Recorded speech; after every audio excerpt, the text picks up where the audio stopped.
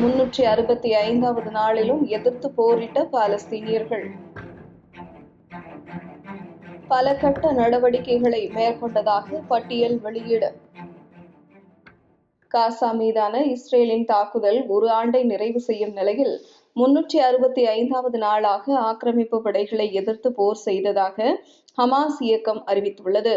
ஹமாஸின் அல் Kazan ராணுவம் உள்ளிட்ட பல்வேறு போராளி குழுக்கள் தங்களது தாக்குதல்களை பட்டியலிட்டுள்ளன. அஸ்கலான் மற்றும் அதனை சுற்றியுள்ள இஸ்ரேல் பகுதிகள் மீது ராக்கெட் வீசி தாக்குதல் நடத்தியதாக அல் குத்ஸ் படை அறிவித்துள்ளது.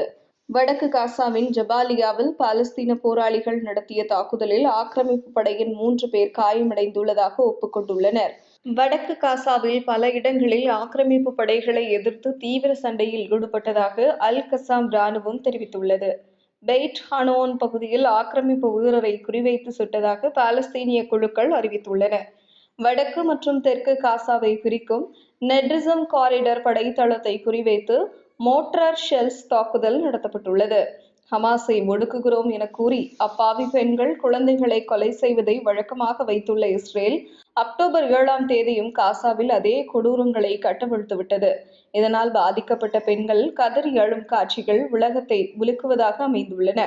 இதனிடையே கடந்த ஜூன் 15ஆம் தேதி ஹமாஸ் தாக்குதலில் காயமடைந்த ஆக்கிரமிப்பு வீரர் ஒருவர் சிகிச்சை பலனின்றி உயிரிழந்ததாக தெரிவிக்கப்பட்டுள்ளது.